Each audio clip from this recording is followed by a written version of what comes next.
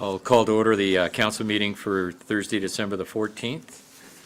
Roll call. All are present except Mayor Crombie. Mayor Jeffries on a personal matter. Councilor Medeiros on other municipal business. Councilor Miles, personal matter.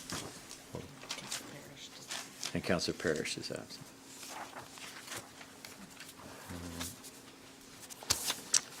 Are there any declarations of conflict of interest from anyone? Councilor Yanika.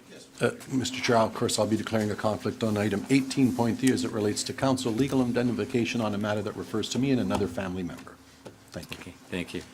Approval of the minutes then for the November 23rd, 2017 Regional Council meeting. Moved by Mayor Thompson, seconded by Councilor Kovac. All in favor then? Opposed, if any? Carried. Motion for the agenda. Got a motion moved by Councilor Palashi and seconded by Councilor Moore that enterprise programs and services items 18, the enterprise programs and services item 18.4 listed on the December 14, 2017 Regional Council agenda be withdrawn, and further that the agenda for the December 14, 2017 Regional Council meeting be approved as amended. All those in favor? Opposed, if any? Carried. Just before we move into the delegations, I would just like to point out that in your folders is a copy of the Region Appeals 2018 provincial election platform. An earlier version of the platform was presented at the September 21st Government Relations Committee meeting, and amendments were made based on the committee's recommendations. The platform is a communication tool and a central component of the Region Appeals provincial election strategy, which aims to familiarize key government stakeholders and the broader community with Peel's infrastructure needs. An electronic copy of the platform will also be emailed to all regional councillors today. While the platform is being distributed to key stakeholders, most activities related to the election strategy will be carried out in the new year, closer to the June 2018 election. Our first delegation then is Daniel Gurr, Vice President, Land, Habitat for Humanity, Greater Toronto Area, regarding the successes accomplished during the 2012 to 2017 Habitat for Humanity funding agreement and the potential for additional funding through the 2018 Habitat for Humanity funding agreement. Welcome, sir. Thank you.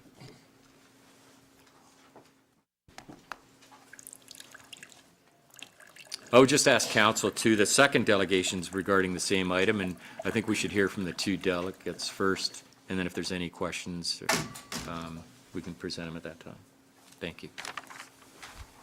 Please proceed when you're ready.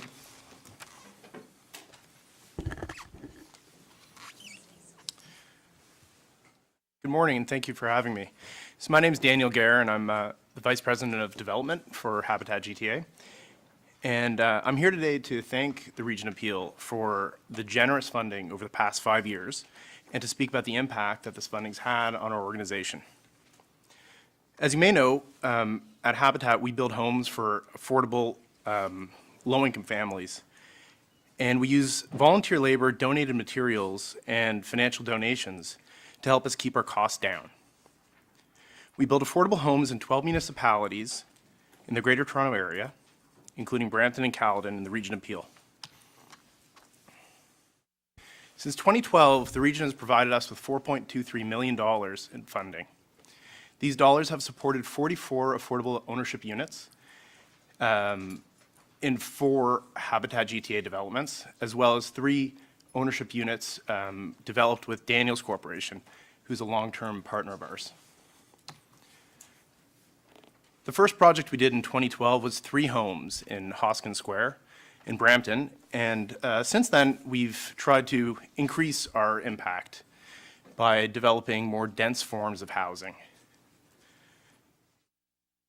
The project you see on the screen is an 18-unit townhome development in Brampton, and it's fully occupied, and we finished construction this year. We have another site in Brampton that's under development. Occupancy scheduled to complete in 2018, and that's on McLaughlin Road. That's 13 units. This week, we actually celebrated home ownership for 4 families in our first project in Caledon on Kennedy Road in the Mayfield West community. 4 units are occupied this year, and another 6 will be occupied next year. As I mentioned, we have 3 units within 3 different Daniels Corporation developments, and Daniels has been a longtime supporter of Habitat GTA, and they'll continue to provide support for us as new opportunities come up. So all these numbers and houses sound great, but I think the most important thing is to focus on the families we're helping. So I thought I'd tell a brief story of one phenomenal family in Brampton. So this is the Gabinet family. They arrived from the Philippines in 2005, and they had high hopes for their future. But since arrival, they've been living in overcrowded and unsafe conditions.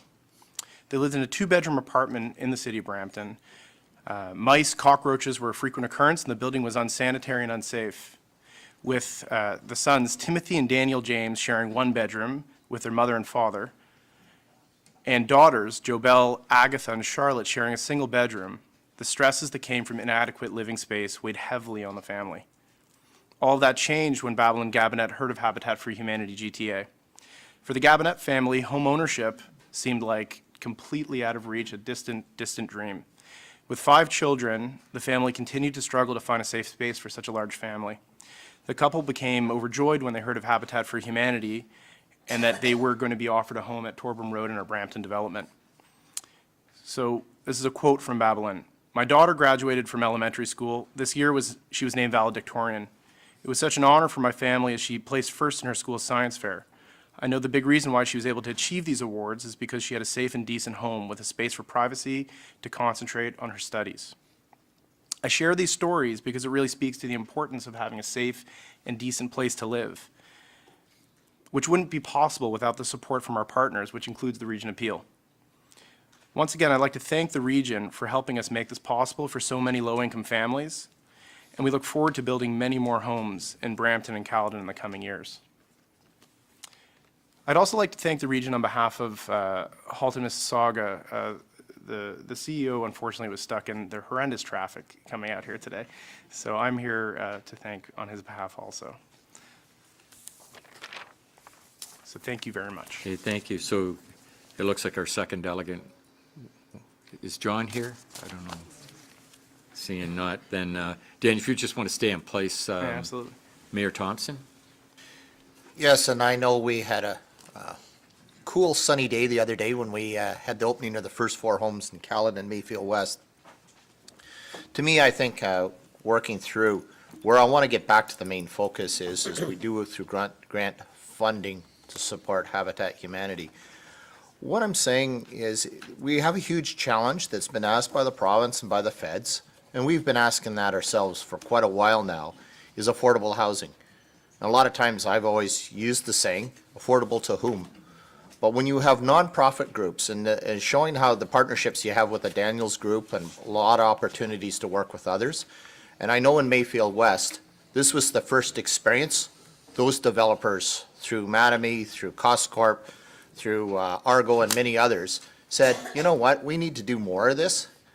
And I think what we need to do is, what I'm going to come back and is to staff as much as asking our delegate here today is maybe this is one of the avenues we can use, especially for greenfield development or new development or brownfield development, partnering with Habitat. If it's going to help us achieve our affordable housing, is there any way that instead of having to keep coming and asking for grants, that we have a memorandum of understanding, anything that deals with Habitat for affordable housing projects, that these immediately be waived instead of having to come to council all the time?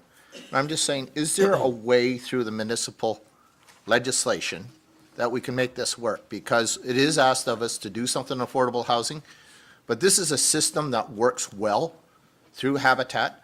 But is how do we collaborate with Habitat and other builders to be able to help us achieve the affordable housing?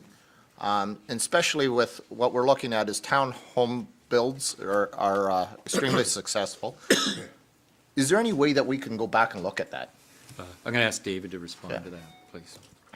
I'd like to draw the mayor's attention to report 13.2 2, which we're going to bring forward and discuss. Yeah. And I think it is our intent in that report to enter into to get council's approval to enter into a long-term funding agreement with Habitat. We're identifying at $90,000 a unit, almost $1 million to take us over the next few years, so we can continue this work with them. And in that agreement, but one is, you do, but it doesn't really say we're going to do it. And two is, I'm asking too, is we're going to need to partner with the lower tier municipalities, because that's where the building permits and everything come through too. Does it have to be two separate agreements, but, or can it be combined as one agreement when we're dealing with Habitat for Humanity? Do you understand? Because the No. permits get paid at the local level. Right. The charges come, and then they have to pay, and then they have to come back and ask. And in that report, I have no confidence that we're resolving that problem. Okay, so what I'm going to suggest then, unless Janice, you have a more detailed answer, is that if council supports the report as presented, what we can then do is take a look at the process to ensure that it's much more streamlined, identify whether there may be holdups in the process. Because it all starts at the local level, right? Right. And then it has to get to the top. And to me, the report was there, but it just wasn't, it was a good report. I'm not faulting the author of the report. All I'm gonna say is, as a counselor, I think we need to figure out how we can dovetail the lower tier municipality with the region on how we can achieve this. Thank you. Thank you very much for it. Thank you. And then it was great to see you the other day, Yeah, and likewise. hopefully we can do more. You spoke very well. Thank you. Thank you. Councillor Yanika. Thank you. Daniel, thank you very much for being here. I think Alan's comments are bang on. I would couch it this way, Alan, that if we're in weight classes in boxing, the real problem to solve housing and homelessness in Canada belongs to the heavyweights, the provincial and the federal governments, the ones that have all the resources. Without their billions of dollars and policies that speak to it, we're not going to make a big dent. Having said that, in our weight class at this level, Habitat for Humanity was made for us.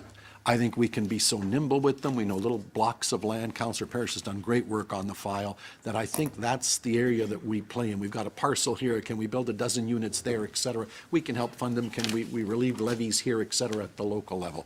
So I couldn't agree with you more, and I reach out to you and say you've done a marvelous job, and we'd love to partner with you even more. To wit, maybe you can take a Christmas present back for John Gerard, because he was contacting me about a parcel of land in my ward, and why don't you tell him that the councillor said whatever his question is, the answer is yes. So anything of any kind that I can help with on any parcel of land in my ward with Habitat for Humanity, just assume the answer is yes. And if you could convey that back to John, I'd be grateful. Be my Thank pleasure. you. Thank you. All right, thank you. Councillor Tovey. Yes, thank you very much, Mr. Chair.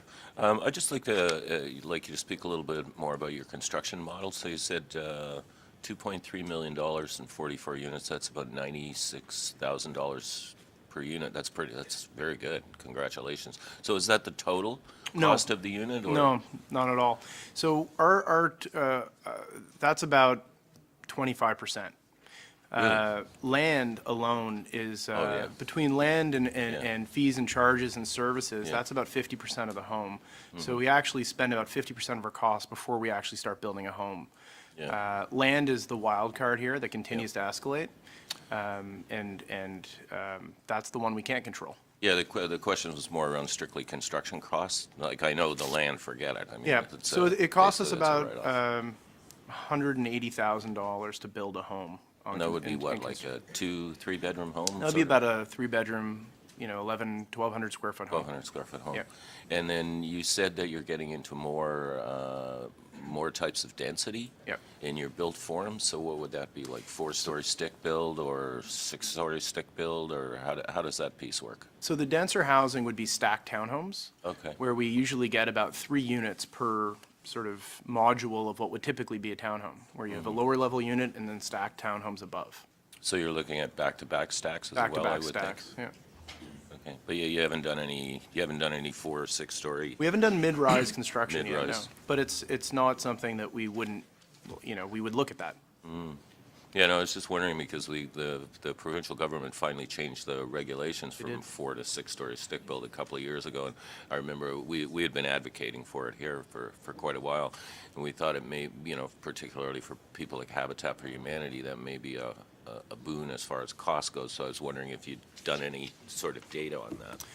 The only restriction would be the amount of upfront financing that would be required to start a project like that. With townhomes, you can build them in pieces. Yeah. Whereas you're all in on a mid-rise building. You have to really yeah. fund a lot upfront. So that would really be the limiting step.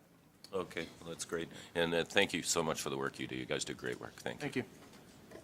Thank you. Councillor Downey. Thank you, through you, Chair. Thank you, Daniel, for coming today, and thank you for hosting. It was a great day this week, albeit incredibly cold. But I just want to take a minute to recognize your organization and the staff that you have on site in Southfield Village. Huge impact in our community, and it was great to see the 4 families that received the keys to their homes this week. As well, I want to recognize the region staff that you work with, Sue and Wendy, and all of their work. And they braved the cold this week as well, and they were out there longer than any of us. Mayor Thompson and I and Councillor Medeiros got to show up for the picture, but they were there long before any of us. So thank you, all of you, for that. And it was great that we, as a region, have a sponsor family in the neighborhood as well. So that was really touching, and they moved in this month and have settled into the neighborhood and the community, and that wouldn't be possible without you and Habitat, so thank you. Thank you. Thank you. Councillor Gibson. Thank you, Mr. Chair. And, we've heard from Mississauga and Caledon. I figured we better hear from Brampton, too. And I was a council member who had the privilege of doing the first Habitat for Humanity home in Brampton. And it was great working with you guys. And you've done some really good work in Brampton, quite a few units. And the next one is in Councillor Moore's in my area on McLaughlin Road that we've been, as you know, we've been working with you. Pleasure to see this type of form of housing being completed, the way it's completed. You know what I mean? With the folks that are putting their hands into it to get it done. It's really unique. At first, I recall I can't remember what year it was, is when I first got on council, when you did the first one, I wasn't quite sure it would work. But after seeing that, the community really came together in that one and helped. It was really something special to see. So I'm really glad to see you guys doing a lot more of them all across the region of Peel. And none of us, I think we all support you 100%. None of us can say enough that thank you for what you do. It's great. Councillor Gibson. Thank you. Thank you. I'm going to suggest we bring forward 13.2 and ask if Mayor Thompson would move it and Councillor Yanico would second the recommendation. I'll just read it. That the Regional Municipality of Peel enter into a funding agreement with Habitat for Humanity Greater Toronto Area and Habitat for Humanity Halton/Mississauga, the HFH affiliates. And further, that the duly authorized signing officers of the regional corporation execute the subject agreement, together with such further ancillary documents that may be required in a form satisfactory to the Commissioner of Human Services and the regional solicitor. And further, that the funding in the combined amount of $990,000 be approved for the HFH affiliates at $90,000 per unit, funded from the Housing Support Operating Budget. Mayor Thompson. And I'm prepared not to amend it. I think if we can just use what I recommended to work with the lower tier municipalities as direction, I'm good with it. Yeah, that's understood. Thank Good you. stuff. Okay. All in favor then of the Oh, yeah, it's recorded, sorry. And also move the receipt of the delegation as well. Okay.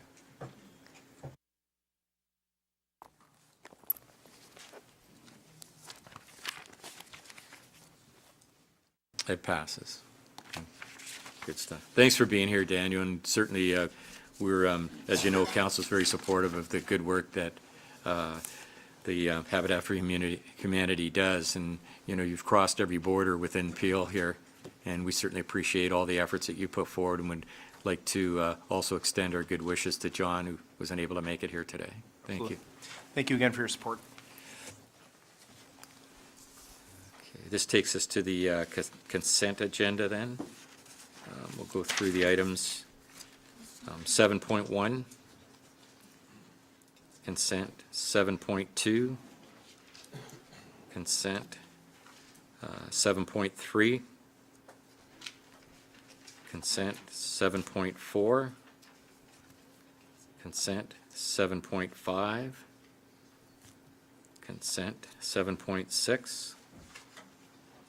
Consent 7.7. Consent 8.1. Consent 8.2.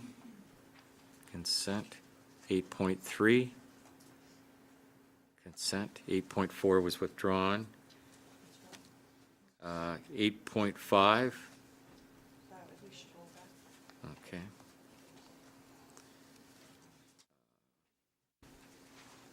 9.1. Okay. 9.2. Consent 9. Oh, you want to hold it? Oh, okay. 9.1 is being held, and 9.2 is being held. 9.3, consent. 9.4, consent. 9.5, is that consent? Consent. 9.6, consent. 10.1, consent. 10.2, consent. 10.3, consent. 10.4, consent. 10.5, consent. 10.6, okay. 11.1, consent. 12.1, consent. 12.2, consent. 12.3, consent. 13.1, consent. 13.2 has been dealt with. 13.3, consent. And under other business, 15.1, do you want to hold that, or is? Yeah. Because I No, don't have a seconder yet. it could go as consent, but If I have a seconder, then, Done. okay. Okay. Some people put their hand up, so then I don't need to speak to it. That's fine. It can go to consent. up to you. That's All right. great. just trying to help. Just trying to help.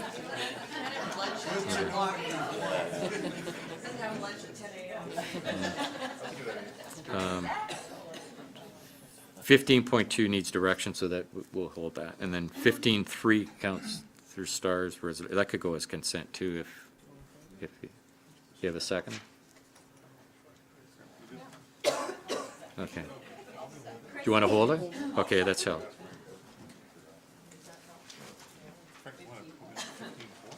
Okay, yeah. And then 15.4 is actually Councillor Carlson just has an inquiry with respect to, budget. So we'll hold that. All right. So, yes. I had a question on fluoride that I gave the CAO a couple of days ago. That on there? Okay, we can add that as, under other businesses, 15.5 then.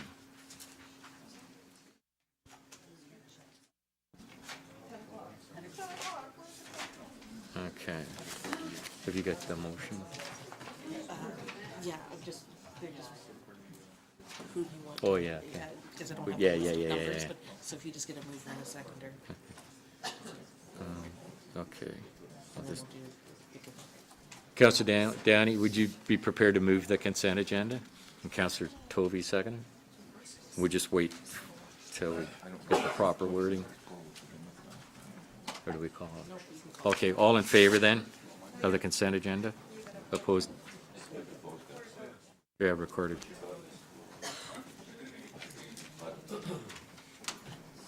Counselor Spovieri, if you could. Perfect, thanks.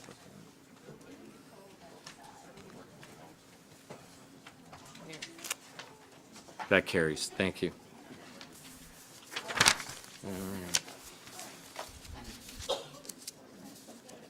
Okay, so items related to, I think they're all dealt with. One on item. consent. Oh, no, 8.4, or 5. Okay. So it's, Councillor Fonseca, if you'd be kind enough to chair this section, please. Thank you, Thank you. Mr. Chair. So the one item that was held is 8.5. And also, there's direction required, letter dated December 11th, 2017, regarding legal services. Mayor Crombie. So I think we asked for more information on the file and how many hours were spent at what rate and the rationale behind the quite large charge, actually. Notwithstanding what was spent, I think, I do believe Mayor Jeffrey did the right thing by seeking this legal opinion. My question was to some of the councillors who spoke last time from Brampton, that they had to get permission to seek, I don't see Councillor Sprovieri, is he not here today? Oh, well, for those councillors in Brampton that sought a legal opinion in a matter involving themselves against the city of Brampton, they had to be approved for a rate, hourly rate for their legal fees. I wonder if this, there's Councillor Sprovieri. Sorry, my question was including you, because you spoke to it last time. And we were discussing Mayor Jeffrey's doing the right thing and seeking the legal opinion. But you had mentioned, Councillor Sprovieri, that you had to get approval for the number of hours and the hourly rate that could be spent in your case, I guess, against the city, and that had to be approved. And so can you share with us what that was, and how does this correspond to the hourly rate you were permitted to spend in the number of hours when you sought legal opinions? Is that possible, Madam Chair, if we could get another councillor to respond, or I'm looking to clerks for direction? direction with regards to, Because that matter was raised, that they had to seek approval for the number of hours and the hourly rate, and I wondered if this corresponded. and just as far as procedure goes, a discussion back and forth, is that? It's not a question. It's a question, Okay. then through you, it can be answered if the Brampton councillor chooses. Okay, so Councillor Moore, Councillor Parrish, so Councillor Moore is being asked specifically to this, so can you hold your position? Okay, Councillor Moore? Well, thank you. I'm not sure that I can give you the answer specifically. Councillor Gibson, myself, and Councillor Sprovieri had the same legal representation. And it was, I guess, the lawyer's estimate of what those legal costs would include were submitted to our lawyer, who reviewed the scope of the coverage. I'm not sure whether the $600 an hour or $170 an hour, I don't know how that relates. I know it was one amount that covered 3 members of council. Oh, my understanding through you, Madam Chair, was that you had to get approval for an hourly rate and a number of hours. But that was attached. negotiated between our legal counsel at the city and the legal counsel that we had retained. And this was in the case against the city that you were This part was of. to represent, from a lawsuit against the city that we were Party to. subpoenaed to give Okay. deposition. I mean, my feeling is that Mayor Jeffrey did the right thing, getting a legal opinion, which was a complicated matter at the time for her. And, I notwithstanding that it's a little more than I would like to see paid for a bill, that I'd like to pay for a bill, that I think she did the right thing, and I would be happy to move a motion that we pay for some of or all of her fees. And I'll see if maybe there's someone else that wants to second that, maybe the next person on the board. Thank you, Mr. Chair. Okay, thank you, Mayor Crombie. Thank you, Councillor Moore. Councillor Parrish? Well, I'm not going to second a vague motion that says some of or all of. I would much rather have us hash out what we would feel comfortable paying. And I would like to ask Patrick, put him on the spot, and suggest that Jack Siegel does charge top rate. He does. And he's not a very good letter writer because it took him more hours than I could read 14 packages for the city council and regional council for the time it took him to write 2 letters. I don't know what I want to ask you. I don't want to put you on the spot. What is an average hourly rate for a reasonably good lawyer in Ontario? That's not a hard one.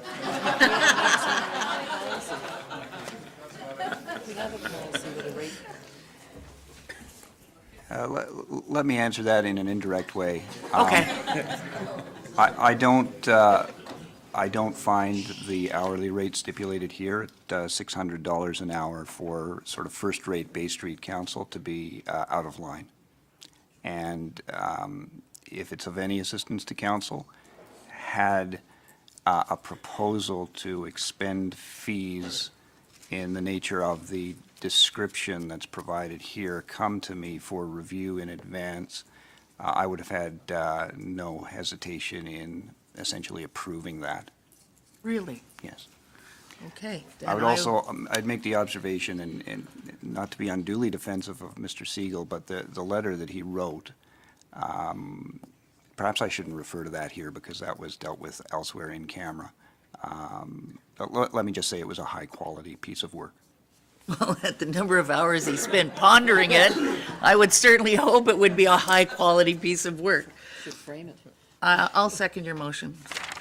Okay, thank you, Councillor Parrish. Well, the motion is to pay it? I'll second it. Okay, there, Councillor Carlson on the board. Thanks very much, Madam Chair. I only have one question to Patrick, if he can answer it. I know that the $600 an hour is kind of maybe a decent charge, but perhaps you could give us an opinion of what lawyers in Ontario are actually worth. You don't have to answer. I won't. Priceless. Price. There you are. Touche. Good Well, answer. Given that Good information, answer. Madam Councillor Chair, Carlson, do you have any further questions? well, the only comment I have is that due to the extensive answer, I'm inclined to support the motion then. Thank you. Thank you. Councillor Sparvieri. Thank you, Madam Chair. I just question whether any member of council, when they have some doubt about having a conflict, I've seen time and time again over the years at Brampton Council anyway, that when a councillor has some doubt, they usually just declared it and said, you know, I have a conflict and I'm not voting on this item, and simple. And it avoided a lot of unnecessary expenses by getting legal opinions as to whether do I have a conflict or don't I have a conflict. I mean, I really question why the Mayor Jeffrey would even go through that expense when she could simply say, I think I have a conflict, so I'm abstaining from voting on this item. That would have been the responsible thing to do, I believe, and not incur a hefty bill that now the taxpayers are asked to pay, and there's no value in it.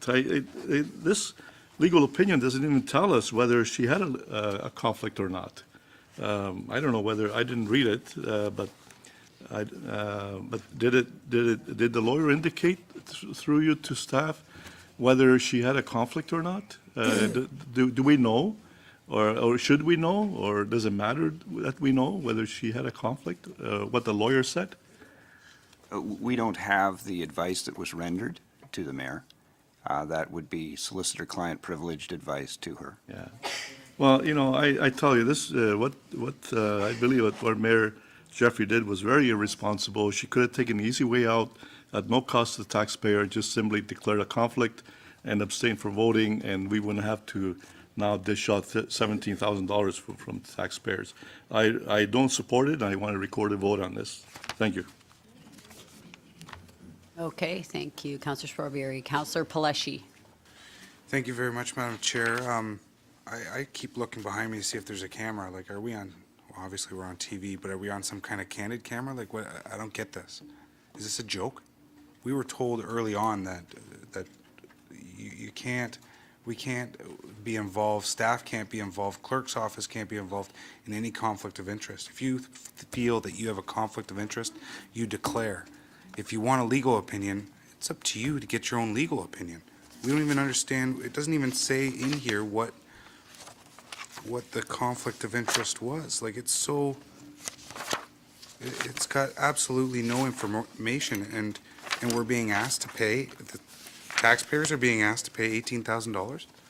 Sorry, but, you know, like, if I don't have the money to pay for a high-priced lawyer like this, I'm just gonna declare the conflict. And it's as simple as that. There is no reason whatsoever why we should be paying for this.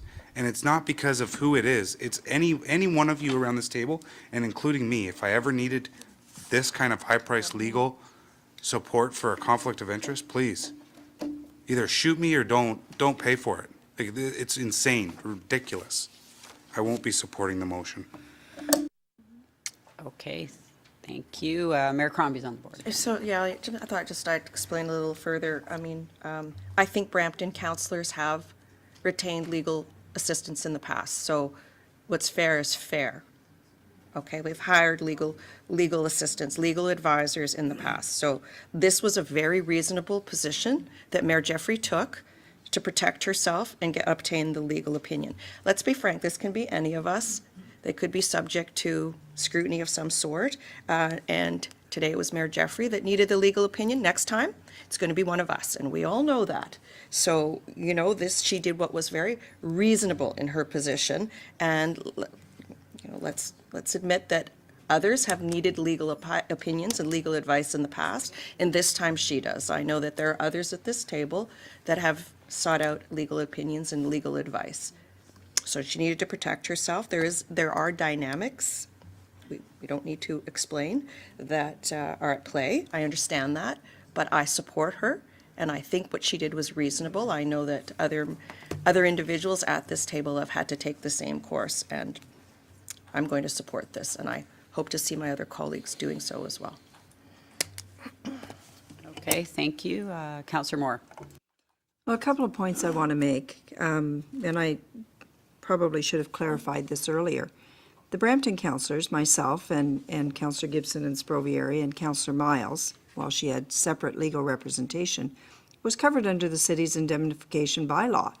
It wasn't over and above or outside the scope of the policy that we had at the city. So it wasn't that we, you know, council made a decision to cover legal fees that were not already covered by the indemnification. The rate that was to be paid and the scope of that coverage was something that was negotiated between the city's lawyer and our lawyer.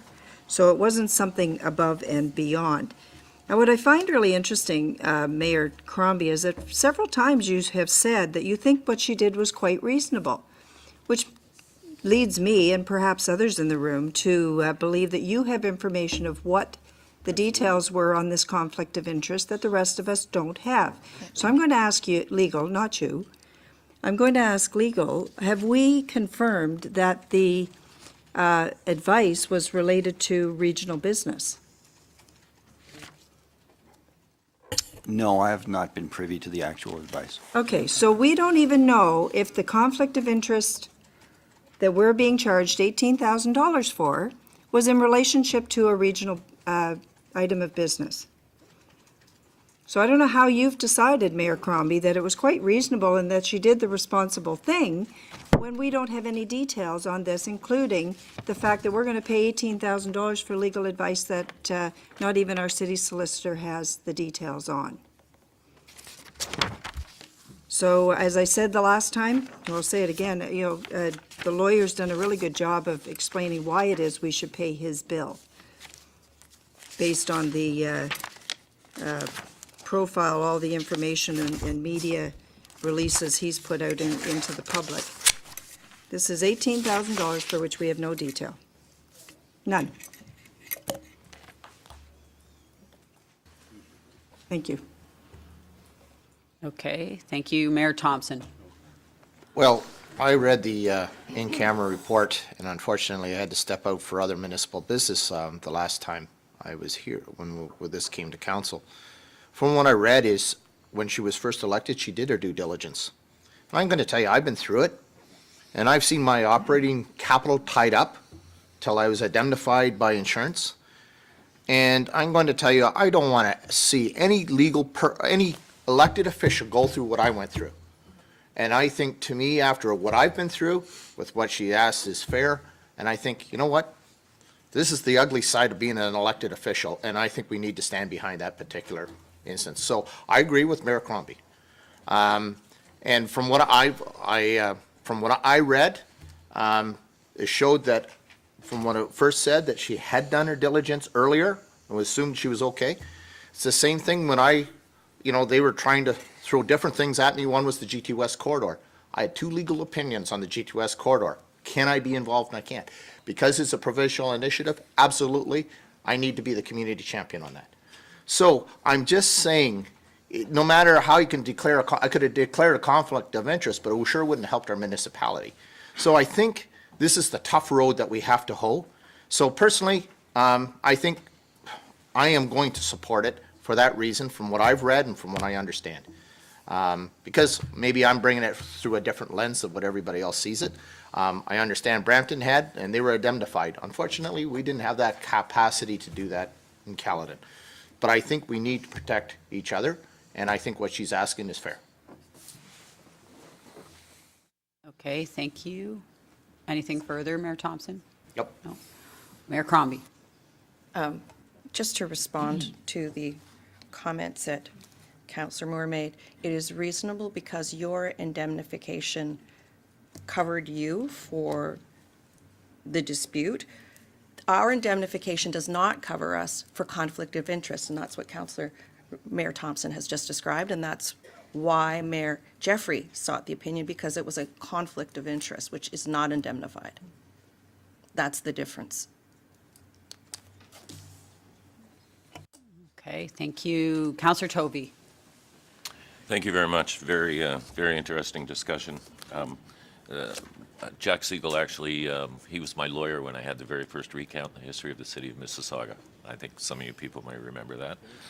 And did an absolutely outstanding job. When I was looking for a lawyer, Jack's actually a Liberal. Even my Conservative friend said, oh, you have to use Jack Siegel, he's the best. And I've listened to the debate, and I don't quite understand what's going on, but I do understand solicitor-client privilege. But I'm going to be supporting this, and here's why. The legal fees this is 8.53. The legal fees under consideration were properly incurred as a matter of sensible prudence in order that Mayor Jeffrey might have appropriate advice that could assist her in avoiding an unusual, if not entirely unprecedented, conflict of interest claim. Such a claim, if brought, would carry with it defense costs that would be a multiple of the expenses described above, costs that would likely be payable by the region of Peel under the existing bylaw. So I know how good this guy is. I'm going to take his advice, and I'm going to support this. Okay, thank you. Councillor Gibson? Thank you, Madam Chair. Just want to clear up something. The council members in Brampton that used legal advice was on not a personal matter. This is a personal matter. That was the city being sued and council members being, I don't know what the word is, summoned or whatever it was, subpoenaed to come and testify and to give recall what went on. In other words, why did we vote on this and that? That was purely a doing the job issue. This is a personal issue, and maybe I'm naive because when I went and got legal advice on conflicts of interest for myself, I didn't ask for the city to pay for that at all. I did it on my own, and it was my responsibility. To me, it's very simple. But in this case, this is a personal conflict of interest that somebody chose to, and maybe rightfully so, chose to go get advice on. But also, we're being asked to pay for charges when the personal assistant who's paid for by the taxpayer is being interviewed and discussing. So it's not just You know, it's kind of like a council member using city resources on a personal conflict of interest. He's charging for meetings and discussions with her personal assistant, that's a taxpayer-paid assistant. I don't get that. To me, even in our case, when it was a city thing, Councilor Moore and I don't know about Councilor Spovieri and Miles, we never used our assistants at all, other than to, say, book it into our agenda. Our assistants weren't interviewed or used or phone discussions or charged for things like that. So I just don't get it. To me, I kind of go back to what Councilor Parrish said the last time we spoke was, maybe something we could pay for out of this, but this seems extreme to me, very extreme charges. Thank you. Okay, Councillor Sprovieri. Thank you, Madam Chair. And as Councillor Gibson clarified, we were subpoenaed to appear before court, and the city saw fit to provide legal assistance to make sure that we did not do damage to the city's position, to defend the city. Basically, that was the purpose of the lawyer that came with us. So she scrutinized every answer we gave and made sure that we did not jeopardize the city's position in any way in the $28 million lawsuit that's still going on. As far as this issue here, I really wondering whether there was a complaint against Mayor Jeffrey, and whether it happened at the Region Appeal, whether maybe it happened when she was a minister or at the province, that someone lodged a complaint against her, and she had to get a very expensive legal opinion to make sure that she was cleared. And maybe that's why the bill is so high, because, and we need to know whether there was a complaint against her, and we need to find out whether it was here at the region or whether it was at the province. And what I like to do is to make this really transparent and really proper. I'd like to refer this to staff, to legal, to review all the information and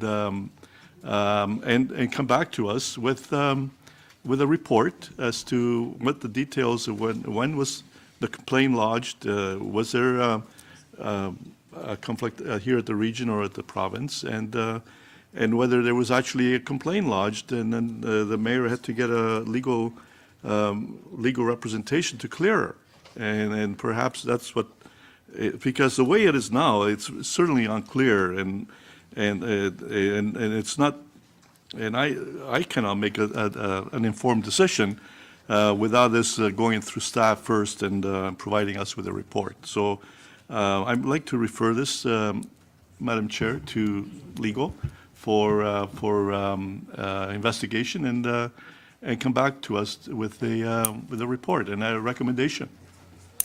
Thank you. So referral, Councillor Parrish is on the board. Are you speaking to? We need referral takes precedent over the motion, so we need a seconder for Councillor Sprovieri's referral. I will. Seconded by Councillor Shaughnessy. What are we referring, what's the specific? Refer to legal. Point of order? Yes, Mayor Crombie. What specifically are we having legal analyze? I think we've already got the opinion that it was reasonable. So what more do you want legal to come back to you with? I want to find out whether there was a complaint lodged against the mayor, whether it be here at the province or here. He's not going to know that, Councillor Spolieri. Well, then I'm You know that. not paying the bill. Then I'm not supporting. Well, paying that's the bill. different. You can vote against it. Okay, no, well, I still like staff I like to do their. Patrick to respond, please. Would he have that information? Or what other information can you provide council that we don't already know today? I don't have any additional information for you. Information of the type that Councillor Sprovieri is referring to would be sought by way of an inquiry, and it could be provided, it could be not provided. I wouldn't know that in advance. Well, I believe it. We can find out whether it was a regional issue or whether, because well, the report I read, and I don't want to repeat what was in the report, it was very, very strange, the type of conflict that it was alluded to. So it sounds more like it's a provincial matter than a regional matter. So can you clarify that, Mr. O'Connor, whether it was a regional issue or whether it was a provincial issue that we're asked to pay for? Drawing only on the letter that you have in front of you, there is a reference to the risk avoided by the region in the circumstances, in the opinion of Mr. Spiegel, by the rendering of the advice. I have to take it as implicit from that the issue he was addressing was one at the regional level. But I don't have any more information than is available to you in this document. So are you able to, if we're asked to pay for this bill, can you try to get the information so it's clear to us as to why we're asked to pay this bill, which I believe is very excessive? That privilege could be asserted in denying provision of the information, but the solicitor-client privilege is always the privilege of the client, and it's open to the client to waive that privilege. So I'm able to make whatever inquiries council chooses to direct me to make, or not. Well, and I believe that if it's a legitimate matter, that the mayor will voluntarily provide the information. If she refuses to provide it, then we know that there's something fishy about this. So I still like to ask for a referral and ask staff to see whatever they can find out and come back with a report. Thank you. So we have a referral. We have to vote on the referral. Looking direction from clerks. We have to. Are you, Councillor Parrish, are you speaking to the referral? Okay. Okay, I'm not going to support the referral. This has already been referred once. We got extensive information back from Mr. Siegel. Goodness knows if he's charging us for that lengthy explanation. But what I've just heard from Councillor Spovieri would not convince me to wait, because I think it's challenging Linda's integrity. I don't think the mayor of Brampton would bring a report forward to get paid if this was something to do with her previous life as an MP.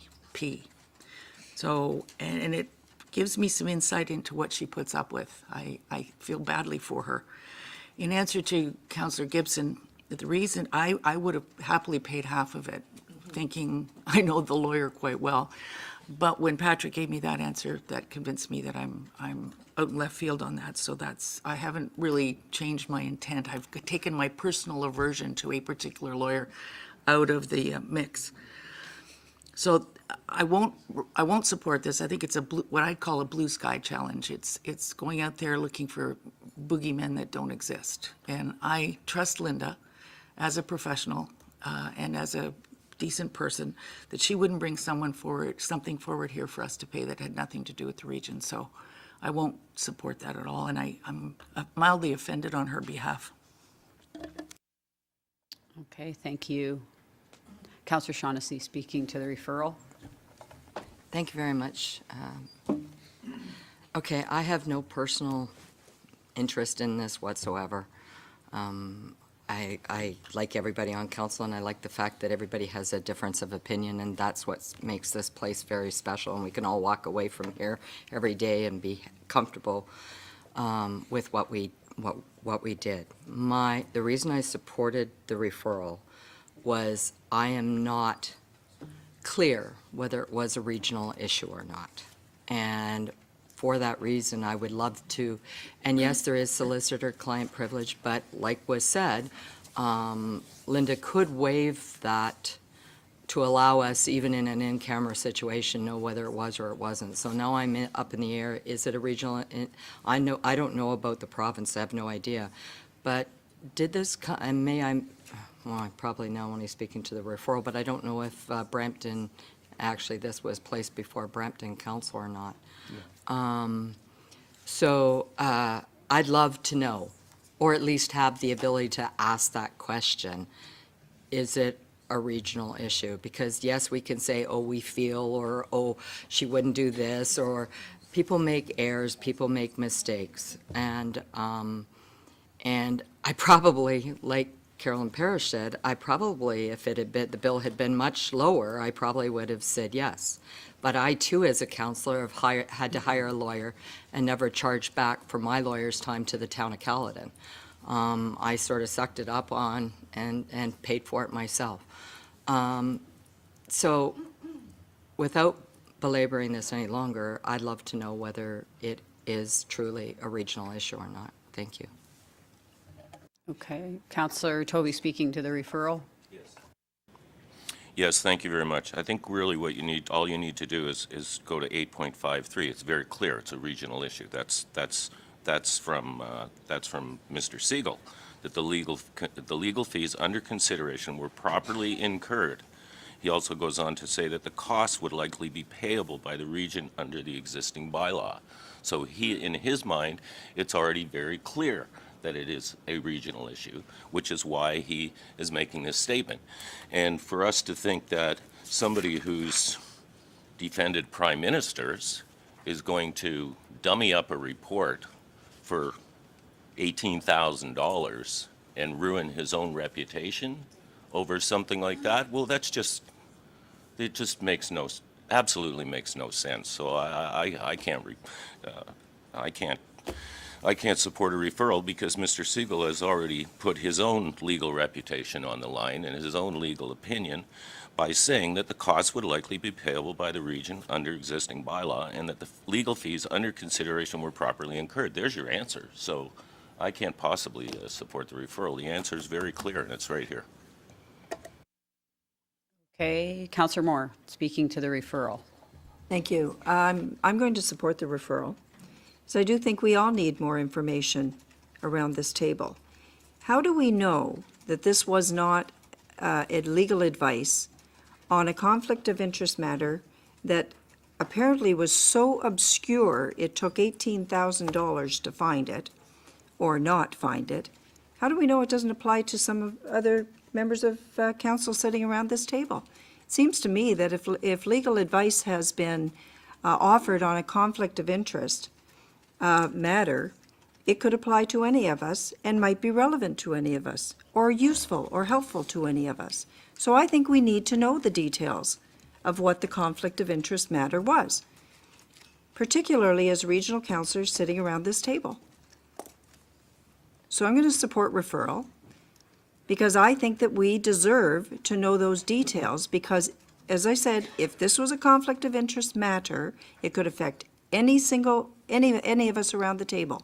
So let's not all of us incur $18,000 to get legal advice if this single legal advice decision can help any of us or all of us around the table. Okay, Councillor Paleshi speaking to the referral. Thank you, Madam Chair. I'll support the referral. It's obvious, I've been ill for the last little while, and it's obvious to me that there's additional information that I haven't been privy to. So I'm going to support the referral and try and educate myself a little bit on what has happened over the last little while. And if not, then if the referral falls, then I won't support or I won't vote at all for Mayor Crombie's motion. Thank you. Okay, last word, Mayor Crombie speaking to the referral. I was going to make a practical suggestion because I believe there was more information in the first letter we received, and if we might take a 10-minute recess so that we could redistribute that letter. There might be some answers to some of the questions in that letter. Am I correct? Patrick, can you speak to that, please? There is additional information contained in a letter that council has previously The in-camera letter considered. from last session? That matter was considered in camera. Right, but can we not have it redistributed and so that council members can review it? Because I think there were answers to some of the questions in the original letter that we dealt with in camera. There would certainly be nothing to impede council from reviewing what it's already seen in camera. I look to the clerk as to the practical logistics of getting that redistributed. It would be my advice that if you're going to do that and have questions arising from it, that we Go back in be in camera. camera. But I think it'll answer some of these questions. So looking to clerks, do we need to vote on having a recess and going in camera? Does that take, We can do that. I mean, you're entitled under the rules to do that, to call a recess, and I will but get we need to copy vote on in that, camera. correct? Yeah. So as chair, I can call the recess right now? Mr. Chair, if I might offer just some additional insight, there is a risk that I need to make you aware of, that in considering, in connection with this matter, in-camera material, that material may lose its confidential, I see. our ability to protect its confidentiality. And Patrick, may I just put closure on the issue of the did it specify in the original letter that was a regional issue? Can't say that. I can't say that, because, can't say that. Okay, but it definitely says in Mr. Siegel's letter. Okay. So are you requesting a recess? Well, because, no, No. I thought it would be helpful, Okay. but it's not, so. Okay, Counselor Gibson, you are on the board. Speaking to the referral. I guess, okay. So we only have a referral on, we don't, because I was going to ask if we're going to take a break, then we need to reopen the whole Based on Mayor discussion we Crombie. had, because I feel like we're walking on tiptoes right now, trying not to disclose what we talked about in camera. Yes. Which I would love to have that conversation outside of camera, but I guess, I've withdrawn it. Based, Mayor I Crombie. wish you has wouldn't, I withdrawn. wish you'd leave it there so we could have that whole discussion we had in camera right now. She's withdrawn it. Because I feel like I'm on my tiptoes right now. Are you Well, it's speaking to the unfortunate. referral? Yeah, I'm not going to support a No. referral, I just, Okay, Counselor Starr. Yeah, I think it's one of these issues that I think there's, just listening, there's a split here. I mean, there's people that want to have it referred, people that just want to move on with it. I'm going to ask a very simple question. Is there any risk to having a referral, bringing it back to the next meeting and settling it up? I mean, is there some impetus that we have to pay it today?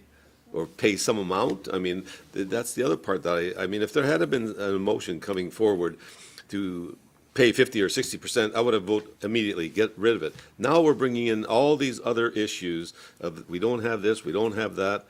And now I'm feeling I don't have all the information. I mean, all these little things are being brought up now. And I just think that if it's not critical, Madam Mayor, that send it on, bring it back next meeting, and let's go. I mean, there's a lot of little points here that don't seem to be wanting to be brought out, and that bothers me. So, I don't know. So, that's my point on the referral. Okay, Counselor Innes. Last word to Counselor Innes. Speaking to the referral. To the referral. So I'm going to support the referral. I think that if we're spending this kind of money on a conflict of interest matter, I think that we then own that decision. So it doesn't matter which one of us brings it forward. I would like to know what the outcome of it is, because it could affect any one of us, as mentioned before. I myself have paid for lawyer fees to deal with a conflict of interest issue. So I would like to know that if we're paying for it, the region now owns it, and we have the right to know what that decision was and that ruling is, so that we all fully understand it, and it may help one of us or any other future regional councillor. So at this point, I would support that referral. Okay. Thank you to everyone for the debate. We have a referral on the floor, moved by Councillor Sprovieri, seconded by Councillor Shaughnessy. So you need to vote. It's a recorded vote.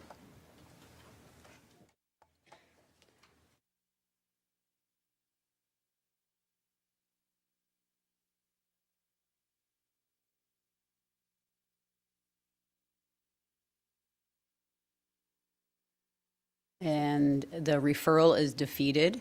So now we move to motion put forward by Mayor Crombie and seconded by Councillor Parrish. This is also a recorded vote, and you can vote now.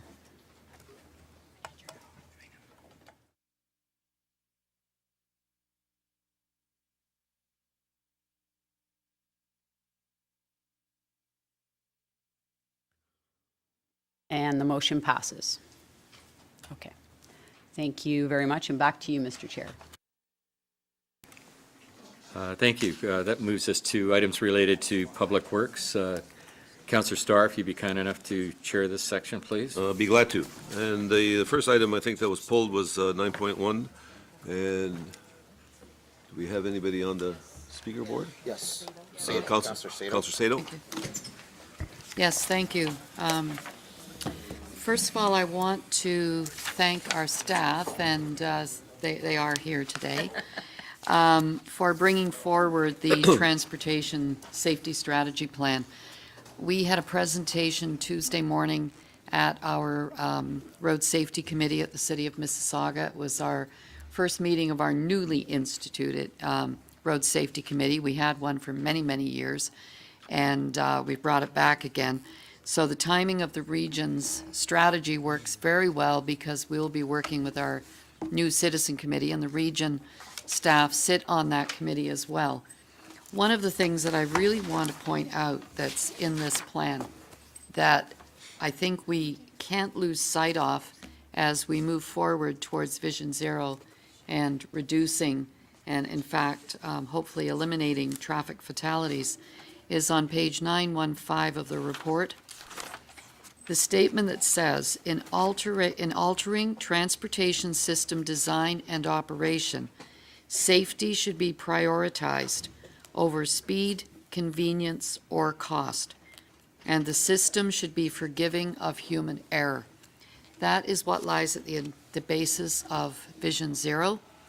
And unfortunately, as we review requests for reduced speed, for intersection improvements, for left turn signals, it seems that the response that we get back, and I have to say from both regional staff and city staff from traffic operations, is while putting in a left turn signal reduces the service level of the traffic traveling on the main roadway. So I want to say that if we are adopting this today, and I hope we will, that I don't want to ever see an email coming back again that refers to the fact that we don't recommend that we do something because it will reduce the service level of the traffic traveling on the roadway. So I don't expect to see it here at the region, on a regional road, and I hope that we will not be seeing it at the city. We have not yet passed the Vision Zero at the city. It will be referred to the Road Safety Committee, and at our meeting, the end of January, I believe it is, the committee will be reviewing that and most likely making a recommendation to City Council to where the city's position would be on Vision Zero. But I'm very pleased to see staff putting this in. And I have to say it's about time. Because when we get requests, whether it's on our local roads for an all-way stop, for reduced speed limits, whether it's on a regional road, as I mentioned, I guess the main thing on regional roads is speed limits and left turn signals, which we all know left turn signals get rid of conflicts with pedestrians and other traveling traffic. So this, please make sure that this comment, Jeanette, is shared with the traffic operations staff who are sitting here, who respond to our requests and our citizens' requests, and that once we pass this today, that going forward, this is the policy of the Region of Peel, that we are going to make our roads safer for everyone, and that we will do whatever we can. And, you know, I had a situation where we reduced the speed limit on a local road in my ward. And I do a survey with with the community because it's a neighborhood impact. So I don't just look at the people that live on the road. And one person said to me, well, you know, it's going to increase my time getting to work. And my comment was, yeah, it's going to slow you down. That's the whole idea. So, you know, it's going to increase your time by 1 minute, leave 1 minute earlier. And, you know, same thing with reducing speeds on our regional roads. We did it on Britannia to match what we had on Derry Road, and I have to say staff didn't agree with it. We had a fatality. It wasn't caused by speed. But we all know that the faster a vehicle is moving, the more, and hits a pedestrian, the more likely it is that that pedestrian will die. And if the traffic is traveling slower, there may be hope of not being a fatality. So I really applaud what you have done here. It works very well with what we're working on in Mississauga, and I look forward to having the regional staff working on the Road Safety Committee in Mississauga because, and I don't know what Brampton's doing from a road safety perspective there, but we need to consolidate our messages across the region at least. And there are some really good messages out there, and if we're consistent across the region, then I think we have a better opportunity of keeping our citizens safe. So, Mr. Chairman, I am very pleased to move the recommendation, and I know it's being forwarded to the cities, and we will be forwarding it to our Road Safety Committee when we get to, when it comes to Mississauga. So again, thank you, and kudos to staff. You did a lot of community work on this, a lot of forums, a lot of input, and you were really listening to what our citizens are telling us about how they feel about safety on our roads. So well done. Okay, thank you. I think it's okay, David? Okay, we're going to intercede. Councillor Fonseca. Thank you, through you, Mr. Chair. I just wanted to echo what Councillor Sato has said with regards to this being an important milestone. I sit on Cycling Advisory Committee at the City of Mississauga, and we're currently going through a cycling master plan update. Does cycling move you? And the number one concern, or the number one top item that comes up is the design, the safe design of the infrastructure within our municipalities and within the region of Peel, and also connecting to other regions in terms of whether or not individuals will ride their bike, whether it be for pleasure, whether it be for commuting, whether it be to teach and educate their children to ride to school as well. So just want to say I echo it and support it, and thank you very much. And I think it's an important step forward for us in the region of Peel. Thank you. Thank you. Councillor Carlson. Thanks very much, Mr. Chair. I totally support this initiative across the entire region. For us to make the shift from an engineering-based solution to a human safety basis, it doesn't seem like much on paper, but the reality 5-10 years from now will make a big difference where automobiles, trucks are not going to dominate the roadscape.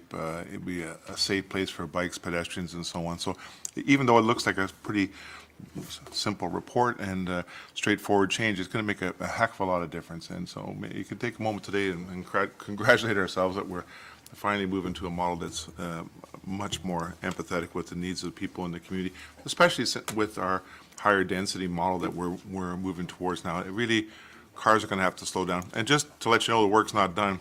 We just did an intersection in my ward. I won't name it because the person might recognize himself, but it'll slow down the whole intersection and make turning a little harder. Sure enough, I got the call yesterday. I can't go around the corner as fast as I used to. I said, that's kind of why we did this, you know. So there is a public, not everybody's on board, but, you know, we do celebrate it. And I'd like to also offer congratulations to Pat. She's worked so hard and largely alone for many years on this traffic safety file, and must be a happy day for you too. So I'll leave it at that. Thanks. Councillor Sato. Yeah, sorry, thank you. Councillor Carlson just sparked something that I meant to say is one other thing. When you did the presentation, and it doesn't show in here, but when they did the presentation yesterday, one of the things that really jumped out at me, we usually have the 3 E's, which is enforcement, education, and engineering. And regional staff have added, and Councillor Carlson used the word empathy. And that has really been missing for so long on as we're working through traffic safety issues. So we now have the 4 E's on our regional strategy, which I'm hoping we'll add that 4th E into our Mississauga strategy as well. And I should have mentioned, Councillor Raz sits on the committee with me, and we're both very dedicated to moving this forward, both city and regionally. Thank you. Thanks. Okay, any other further questions, comments? We have a motion by Councillor Sato and Councillor Carlson. All those in favor? Those opposed? Carried. Oh, recorded vote, sorry.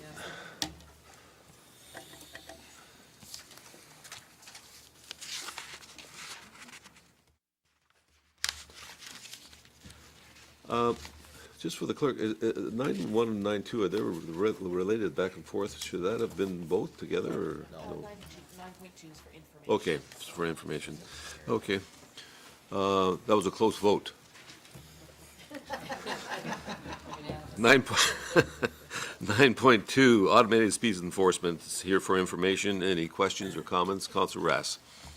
Thank you very much, and I thank you to Councillor Sato for her kind words. I know that traffic in my area is very near and dear to my heart. It's probably the number one issue that I hear about, which, you know, I think that also speaks to how fortunate we are here in the region of Peel that traffic is the number one issue, because there are other issues that perhaps are lower on the priority list.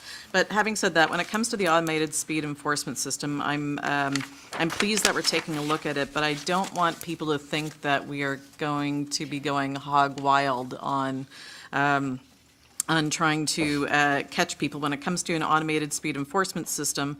And I know at our, I think I saw Seema here, there she is.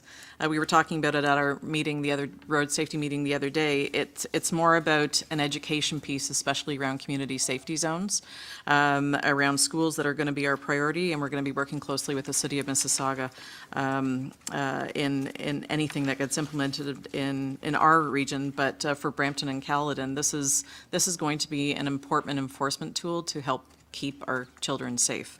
And I'm looking forward to the report back on how we're going to be doing this, but also the big piece will be the education piece. So I will be happy to move the report. Thank you. Thank you. Councillor Thompson, or Mayor Thompson. Yeah, I will second the report, and the way I say is yay. I think this is something, one way to do it is reduce the police resources on this. I'm glad you've got the community zones there as well. But I do know what I guess to follow up with where Councillor Raz was going is working with the lower tier municipalities, because I know we have an agreement with the Region of Peel on our stoplights, so hopefully we can work through community zones as well as the school zones, because I know we want to tie our school zones that are not on regional roads with this program as well. It's all about slowing traffic down. And the other question I have is, could we inquire what that, is it going to be zero tolerance, or what is that speed limit going to be to kind of enforce?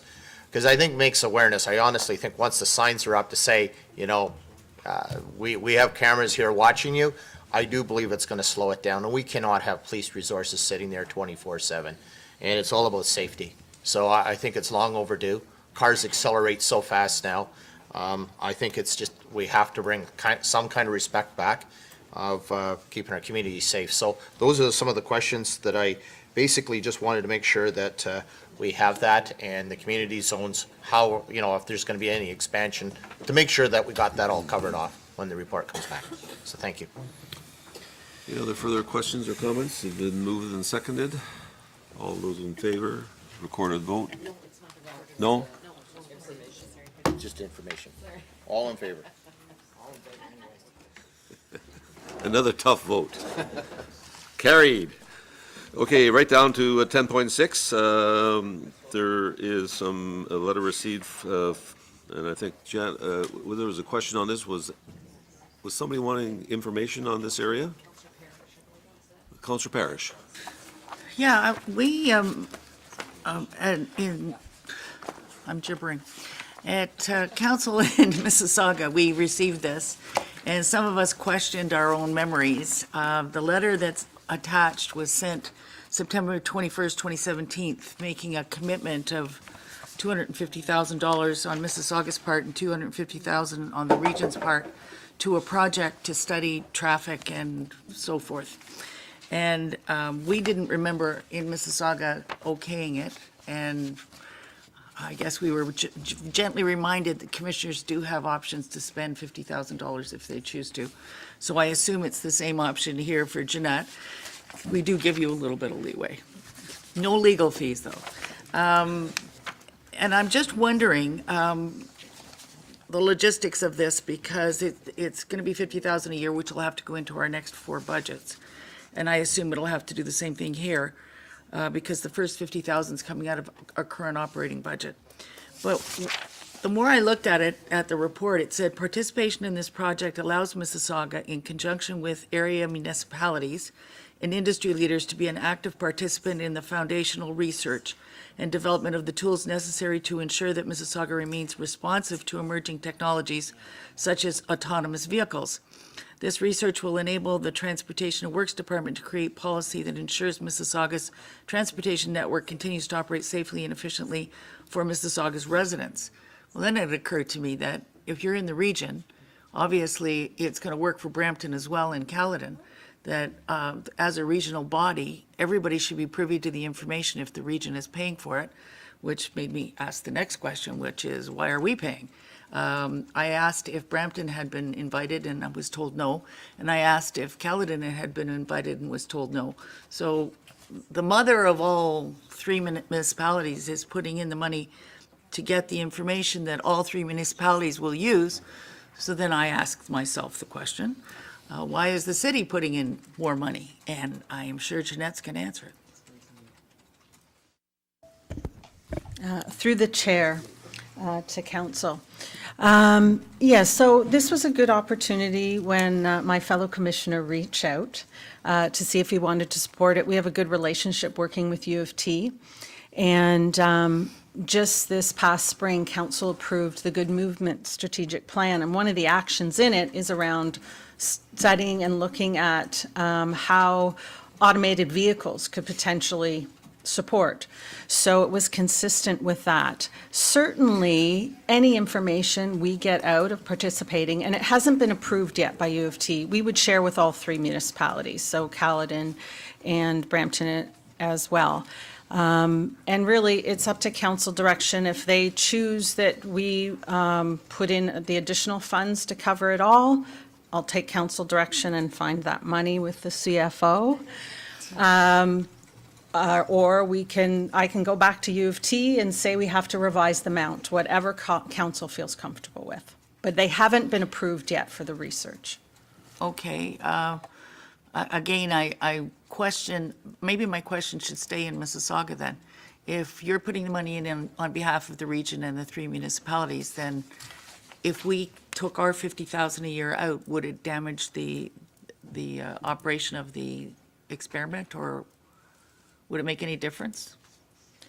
I don't believe so. I think to leverage the money that U of T was trying to get, they wanted to go to the table showing that there was a number of partners and other people putting some skin in the game. So I don't think, I can't say for sure, but I can't see that would be a game changer.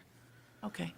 So the two options would be to have the region double their ante, or just say Mississauga steps back and they can try to find their 50,000 a year somewhere else.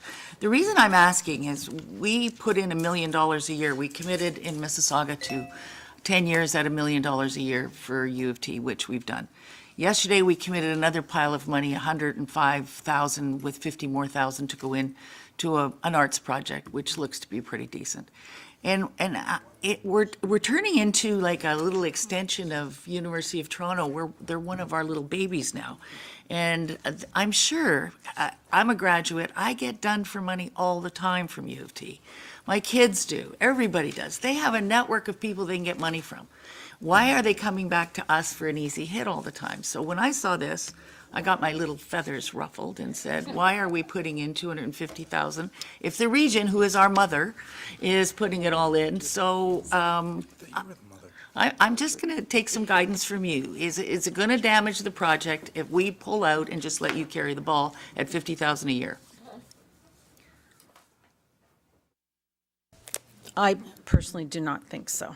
Okay, then that's good. Then we'll leave you at 50 a year, and we'll go back to Commissioner Wright and tell him that he just lost his 250, if the rest of our council agrees to that. Speak now. Anybody have a problem with it from staff? Boss lead. Okay, thank you. Mayor Crombie. Carolyn, we always agree, but this time we don't. So this is an important. You even disagree. Okay, anyways. In the spirit of the season. What season? There you go. Anyways, Not my- our city wants to be part of this research, and we are providing staff time as well. And we have some of the engineers that they need to participate, and we want to participate. We want to put in, it's $50,000 a year, and as Gary told us, they do have the discretion to put in the $50,000. But the money we give to UTM, of course, is for IMI, the Institute for Management and Innovation. And what happened yesterday with quite a cool art project, actually. Most of it's self-funded. But this is an important project. When we think about No, what I told you was. Okay, so I guess, do I have a floor or who? Okay. So, it's on electric vehicles, right? In the next 5 to 10 years, we will all be driving electric vehicles, but we'll also have to make accommodations on, parking legislation. We'll need to account for where they drive, how they drive, whether we'll need to accommodate current vehicles, and will we need to have the same sort of parking rules and regulations as we do now? How will zoning change? These are all city matters more than they are regional matters, and that's why it's important that the city be at the table, notwithstanding that our engineers and our expertise through ATMS, et cetera, want to be at the table, and that's why we're participating. I think the other question is, why don't we look to Brampton and to Caledon and say, you guys should step up and participate too, to get access to the data. There's more than just getting access to the data. I think it's a question of participating fully from staff competence, expertise. In addition, these are rules that will affect how we govern and changes that we'll have to make at the city level, not the regional level. And I think it's important to be at the table. It's $50,000 a year for a couple of years to fund it. And let's not cut off our nose to spite our face. It's important information. It's important, yes, to get the research, but also to participate to the degree that we should be at the table. That's just my input. I'm going to support it. Thank you. Councilor Parish. You just showed your hand for our debate at our own council in 2 weeks. Thank you very much. I will be prepared. This isn't a debate we should be having here. The commissioner here has said a $50,000 a year for 5-year donation from the Region of Peel, A, keeps the program going, and B, shares all the information with all of us. So I will take my argument back to the city of Mississauga where we deferred it, and we'll have a joyous debate there. And you and I will disagree for one of many small things, nothing on the big things. And I think if we're putting a lot of staff into it, that's quite enough. And just to explain to everybody who's listening to this ridiculous argument, which should take place in Mississauga, we fund something called the Living Arts Centre for $2 million a year. They don't even thank us for it, and they don't even put us in their budgets. And we have all these little tentacles coming at us because we happen to be telling everybody we're a big advanced city. So I'm starting to draw the line at a few of these things. So this argument will take place elsewhere. I am happy to support the commissioner here. I assume you're going to do the same thing that Councillor Wright or Commissioner Wright was going to do, which you can take 50 out of your operating budget this year, and then the next 450s will have to go into a budget somewhere. Through the chair, yes, we'll have to build it into our next budgets. We do have a capital project to support goods movement, and we typically have capital projects to support planning studies, and this would be one of the pieces that fits in. Good, thank you very much. I'm glad I brought it up here today, and I will look forward to the debate, Mayor Crombie. It's going to be fun. Okay, I'm leaning to the clerk. Do we have to do anything then? Okay, it's motion to receive. Moved by Councillor Parish, second by Councillor Unica. All those in favor? Carried. And that's the last item of business. And from the Public Works Group, I want to wish everybody a Merry Christmas. We're happy to keep all the infrastructure and everything going so peacefully and happy.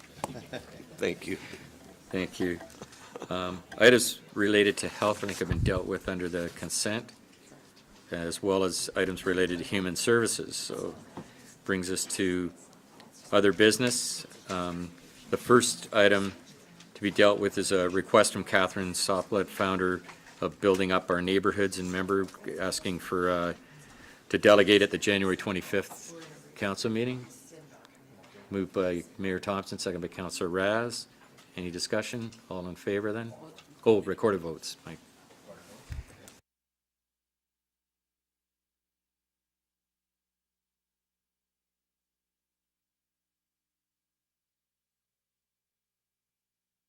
That carries. That takes us then to 15-4. Councillor Carlson? You had it. Or 3.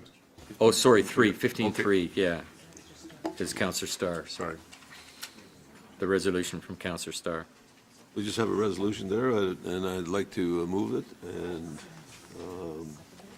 Is there a seconder? whatever the procedure is. We'll map to a certain. Councillor Palashi? Do you have a? Thank you. I held it, and I'm happy to second it. Okay. All right. And that's a recorded vote, isn't it? What's that on again? That's the. 15-3. waste bid. Waste bid, yeah, waste, yeah. It's, Okay, I thought we dealt with that. I thought it was. yeah, recorded vote. Recorded vote? 15-3. See, I thought it just got by us.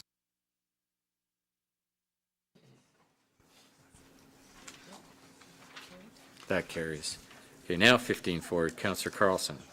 Well, thanks, Mr. Chair. Just to follow up in our budget discussion when the chief was here, and we got the sort of sad news that the funding for police during special events is going to be removed from the police services budget, if I think I got the right expression.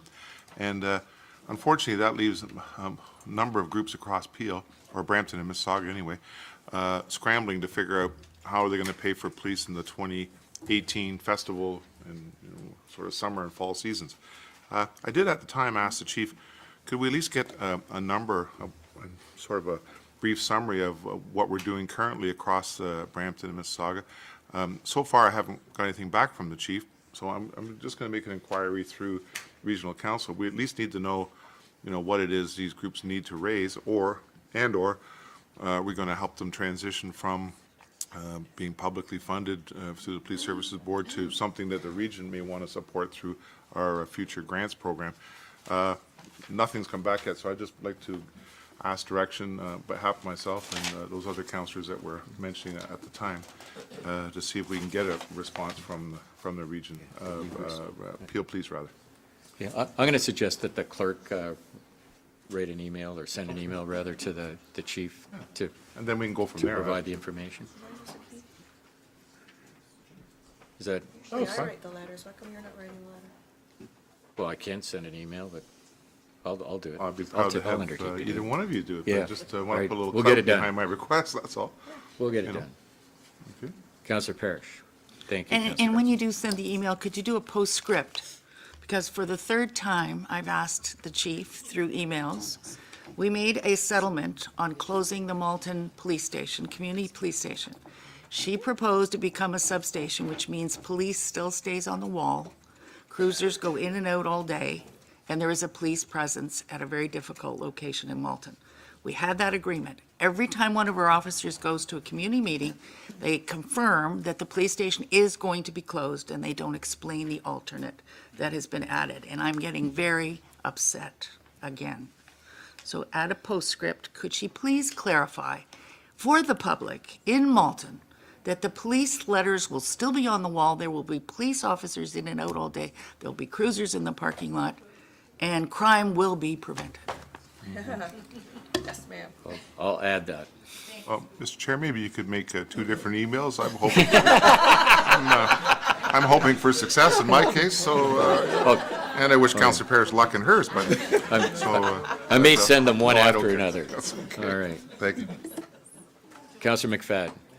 Well, thank you, and I appreciate the comments, Councillor Parrish and Councillor Carlson. And we have our next police board meeting in January, so I will certainly follow up on both of your requests at that time, and I too will send it as a member of Mississauga Council. Thank you. 15-5, Councillor Parrish. Councillor Sproveri and I have had a little debate through email with a grade 7 or 8 class in Mississauga. Unfortunately, spell check fixed one of my words incorrectly, and I don't make stupid mistakes. But anyway, there were documents sent to me that showed analysis on our water implied that we haven't changed our fluoride form at all. In fact, we are still using the one that is called an industrial byproduct, waste byproduct.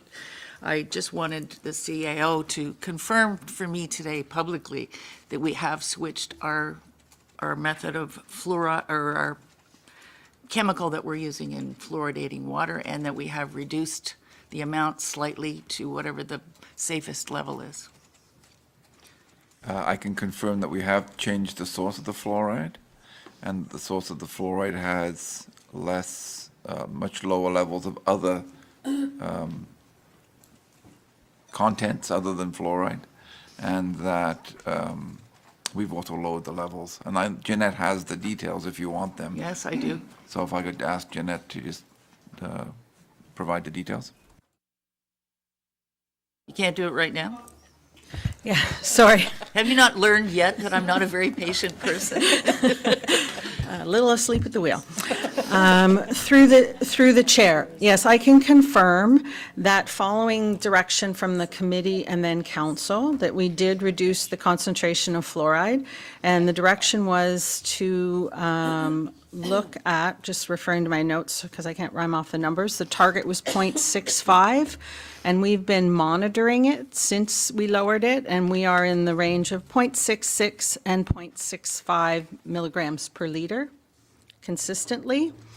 And once our supplies of the existing product went out, we did, as of April at the one plant, May 11th at the other plant, changed from the phosphorate rock source of fluoride, which comes out of the fertilizer production process, to the calcium fluoride.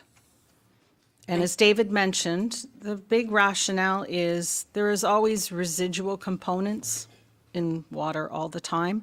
It is much lower in both arsenic and lead, to the point of minuscule. Okay, thank you very much. I appreciate that. And I don't want to debate it anymore, Councillor Spovieri, not with you or the grade sevens. Thank you. Councillor Sprovieri. Thank you, Mr. Chairman. I think the question that needs to be answered is, are we still using hydrofluorosilicic acid as we were before? Yeah, so ultimately, you have to, whatever the source is, so say it's calcium fluoride, you have to pull the fluoride out, and that process does produce HFSA. That's the type of fluoride. I'm not a chemist, and it's been a long time since I took my chemistry classes, so I'm probably not explaining it very well. But ultimately, to pull the fluoride out of the rock, that's what it does produce. Okay. I want to read from, Mr. Chairman, from a chemist. I got this information. I'll read it to council. It says, the new HFSA is not calcium fluoride, but the same chemical nature as the previous HFSA that was derived from the phosphate industry. So instead of being derived from fluoropatite, or phosphate rock, that was containing phosphate, it is derived from the fluorospar, that is a calcium fluoride. They produce from HF, which is hydrogen fluoride, a deadly gas that is transformed into HFSA by neutralizing it with silicates to form HFSA. Whether it comes from phosphate industries or fluorospar industries, it is the same end product, HFSA. Fluorospar fluoride is used mostly in the aluminum and steel industry. Calcium fluoride is the inorganic compound with a formula of CaF2. It is a white insoluble solid. It occurs at the mineral fluoride as the mineral fluorite, also called fluorospar, which is often deeply colored owing its impurities.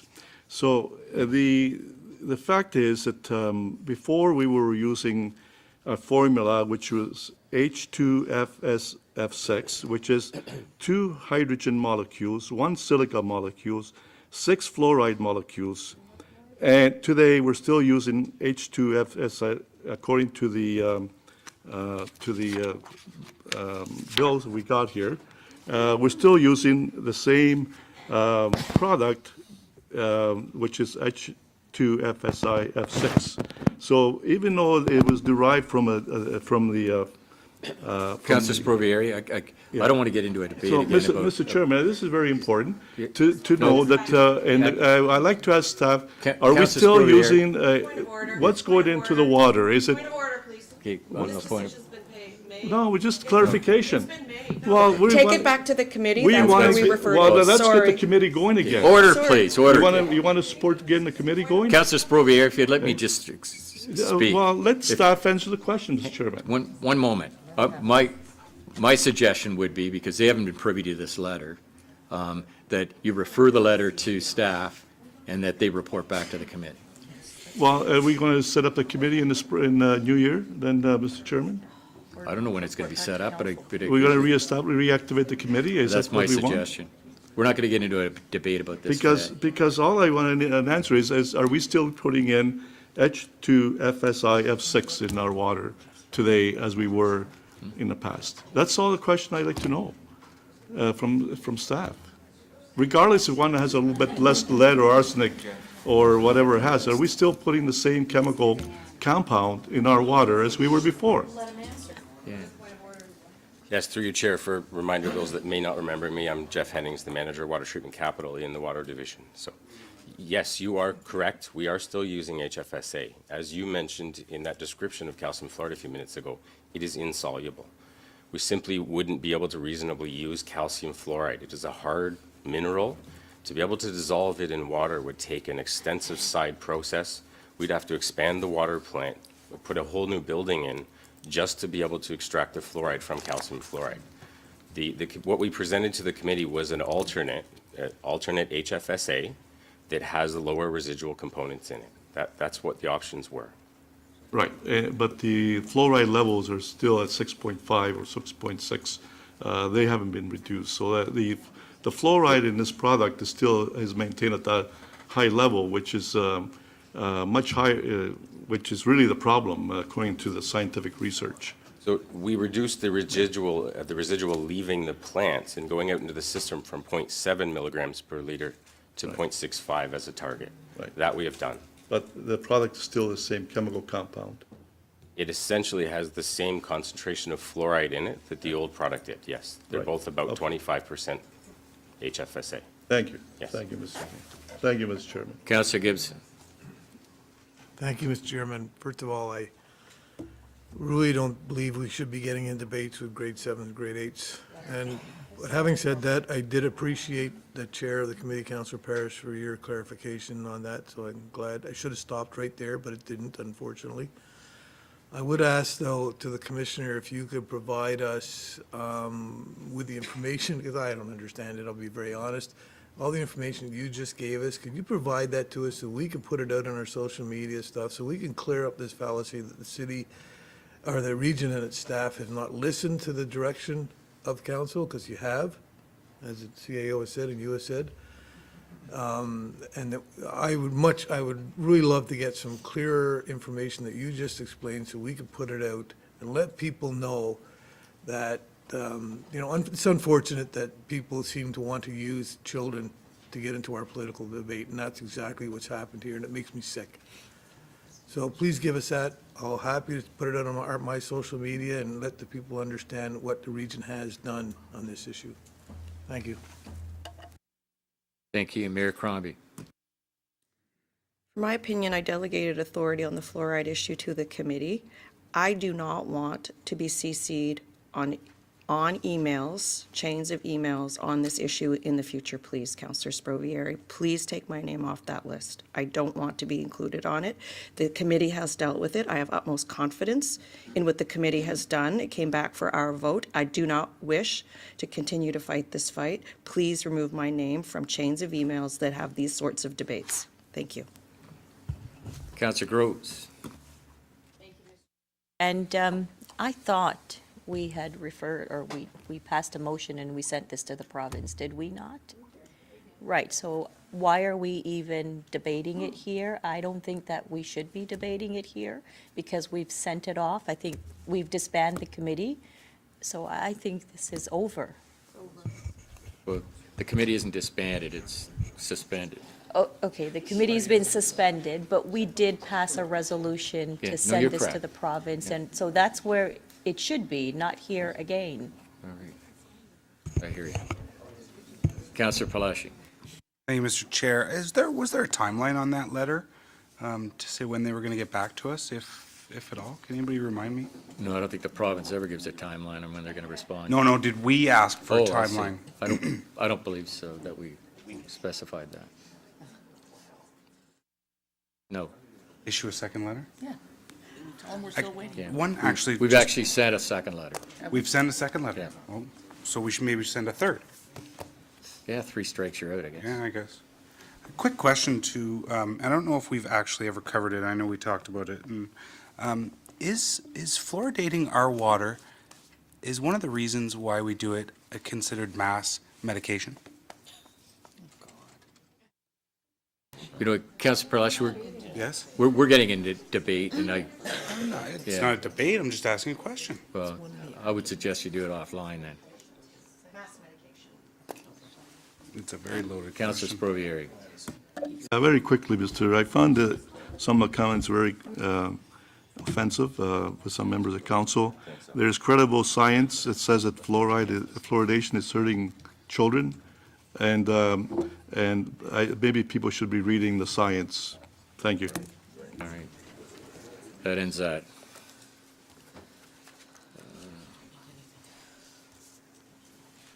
It's bylaws.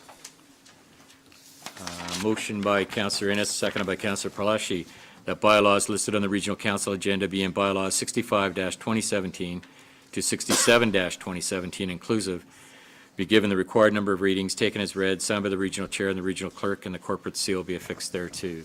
All in, yeah, it's not recorded, is it? No. All in favor? Opposed, if any? Carried. That moves us to in-camera matters. If somebody would like to move us in camera, Mayor Crombie?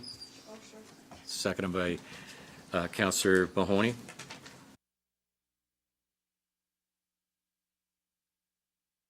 Okay. And this, who's prepared to move this, the in-camera reports? Councillor Shaughnessy, seconded by Mayor Thompson. That the November 23rd, 2017 Regional Council closed session report be received, and further that the recommendations contained within the confidential reports relating to items 18.2 and 18.3 listed on the December 14th, 2017 Regional Council agenda be approved and become public upon adoption. All those in favor? Oh, recorded, is it? Yeah, recorded vote, that's correct.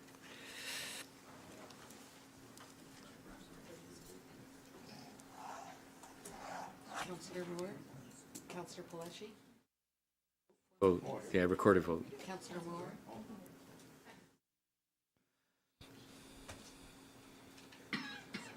That carries. Thank you. Motion moved by Councillor McFadden, seconded by Councillor Mahoney, that bylaw 68-2017 to confirm the proceedings of Regional Council at its meeting held on December 14, 2017, and to authorize the execution of documents in accordance with the Region Appeal bylaws relating thereto, be given the required number of readings, taken as read, signed by the regional chair and the regional clerk, and the corporate seal be affixed thereto. All in favor?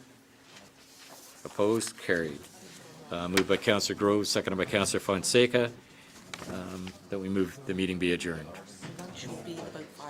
And lunch should be served in about 5 minutes. Thank you. Yeah.